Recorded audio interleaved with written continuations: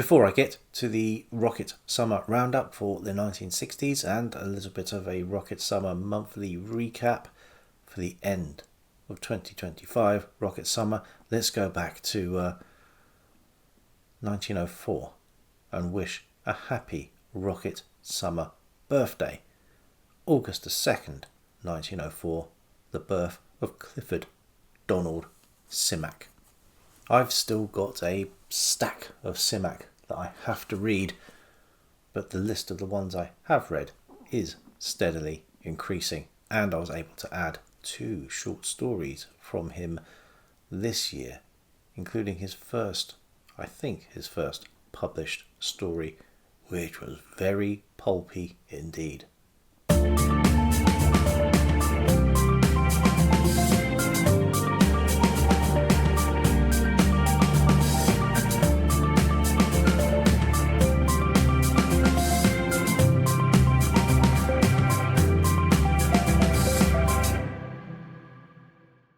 Hello, my name is Gavin, this is Genre Books, and it's the 2nd of August.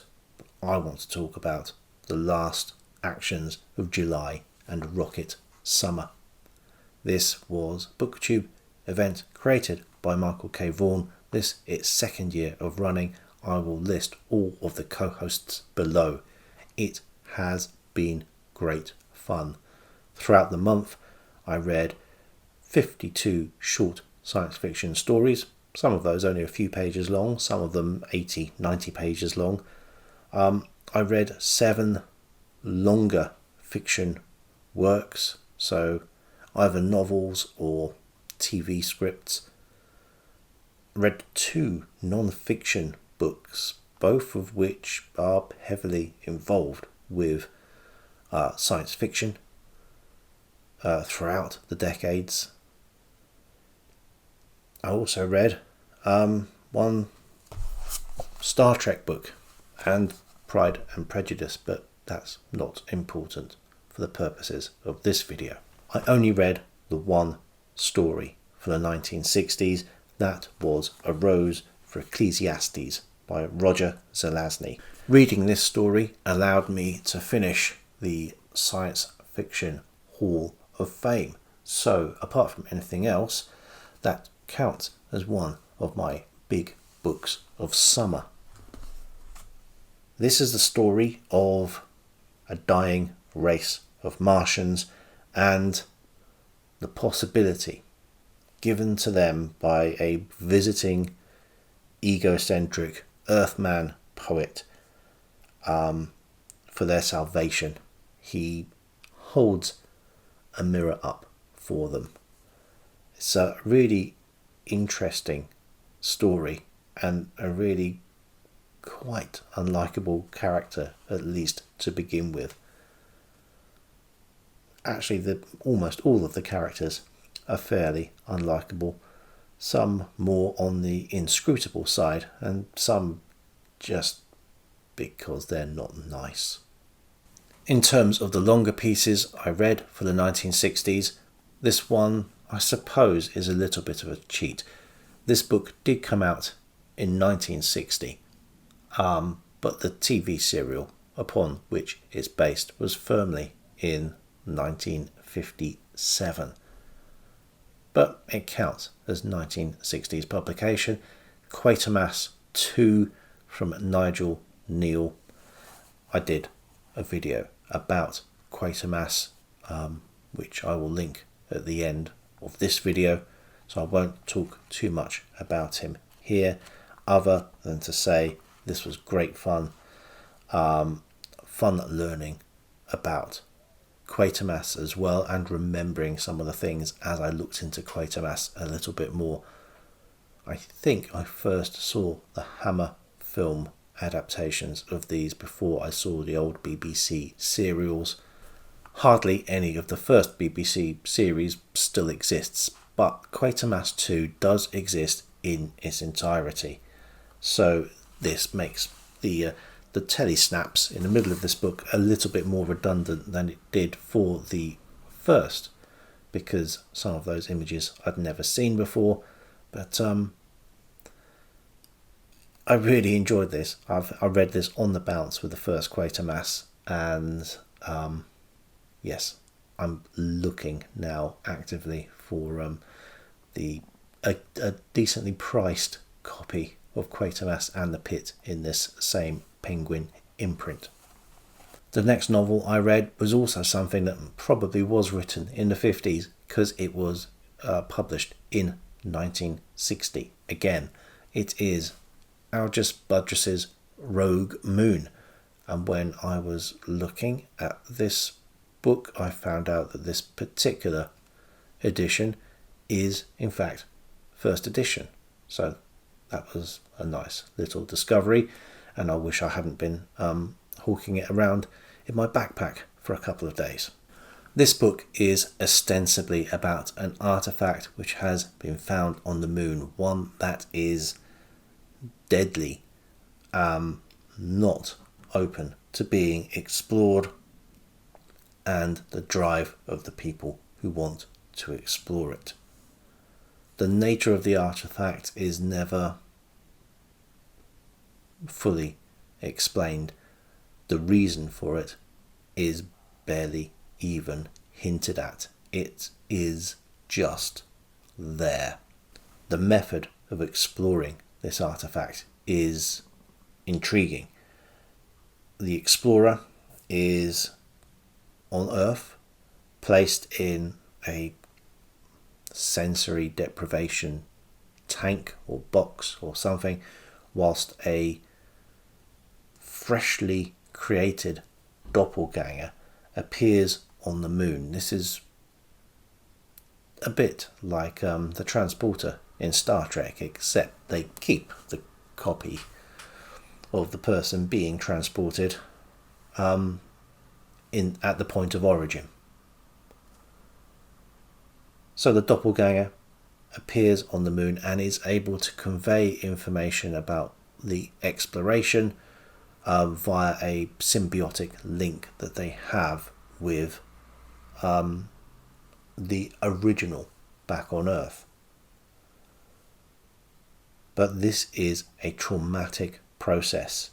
Some of the people do not survive this process. It has to be said, everyone on the moon absolutely does not survive, because within minutes of entering the artifact, that copy is killed. This creates feedback to the original, which can kill or can send someone insane.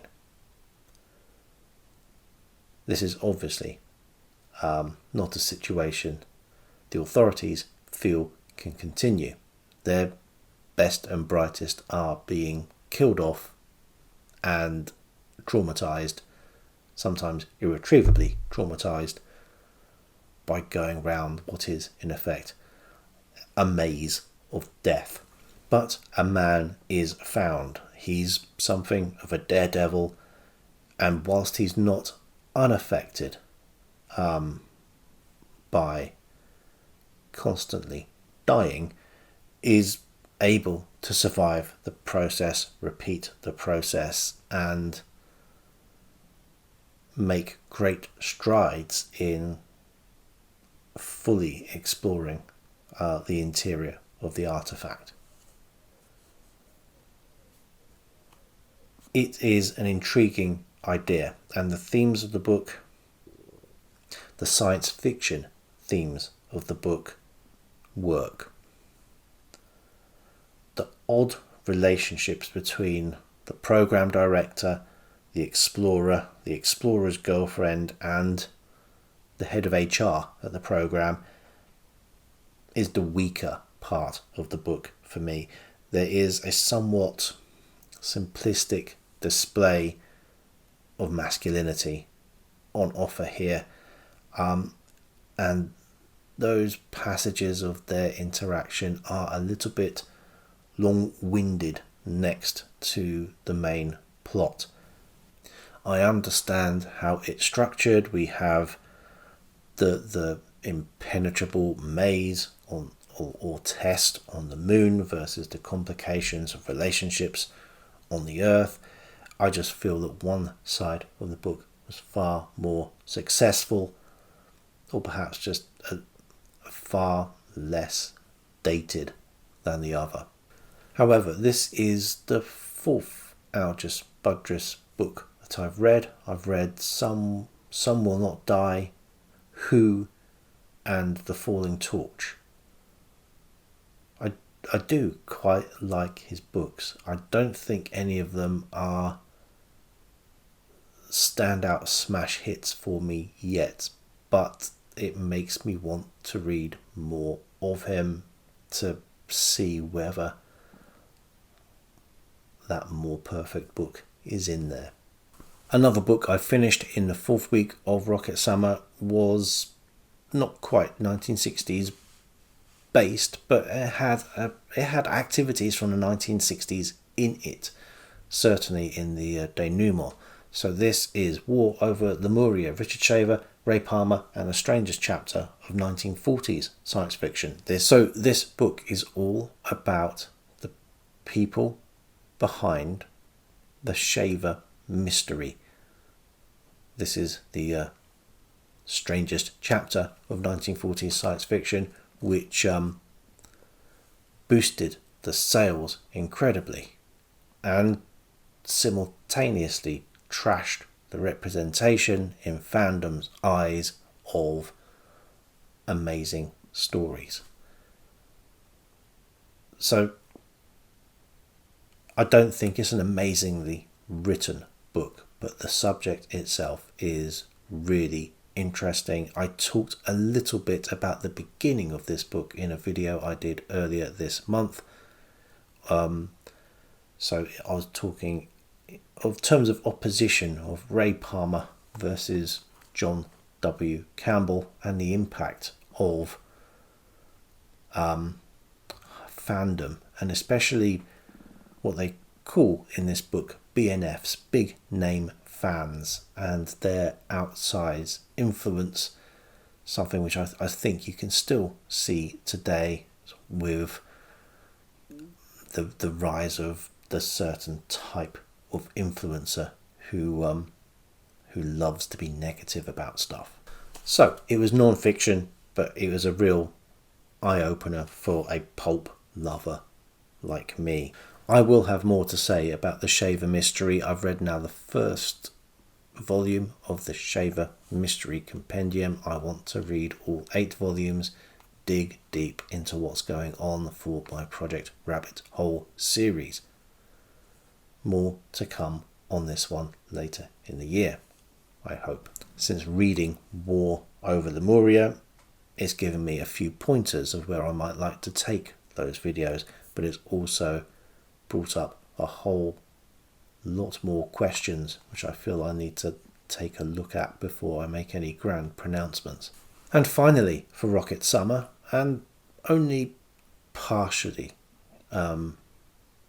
involved with vintage science fiction, but a lot of science fiction in here, is non-fiction. Everything Must Go, the stories we tell about the end of the world by Dorian Lynskey. So I usually listen to Dorian Lynskey rather than read him. I love the origin story series of podcasts that he does with Ian Dunt, another author and political commentator.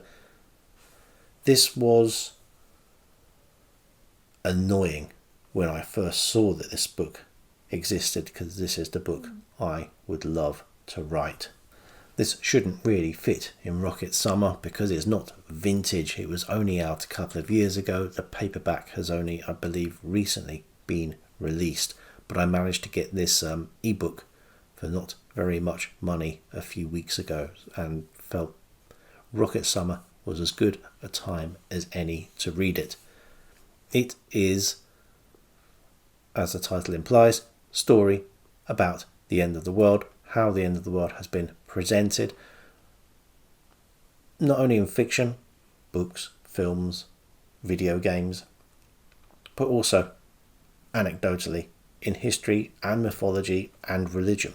He takes us through a lot of the conceivable ways in which the world might end, from millennial fears which, given that there's only been 2 millenniums, comes round quite often, but takes it from the book of Revelation all the way up to COVID-19. Climate change, robots, AI, and the nuclear bomb all get a good look in. This is a story about fear, and it's something that feeds a lot of science fiction, including a fair bit of the science fiction that I've read this month. And I'm thinking, because it's probably freshest in my mind, those Quatermass stories. Whilst I loved this book, it's done absolutely nothing for my TBR. It has possibly made it about 5% longer than it was at the beginning of reading the book. I was very happy every time I read a reference to a work I had already read or a film I had already seen, because I did not need to put that down as something I would be interested to read at a later point. However, there was quite a few I did need to add, and that's just page 1. There's also page 2 and page 3 and page 3.5. One day I'm going to put all of my TBR together and give myself a real shock. But that was Rocket Summer. I know I'm going to be reading more science fiction before next July. Does not stop me looking forward already to Rocket Summer 2026. Thank you to Michael for creating the event. Thank you to all the co-hosts for your great videos, and to the co-hosts who joined me for the live stream last week. It's all been a blast. I would heartily recommend reading any science fiction short story from the pulp years you can get your hands on. Until next time, bye.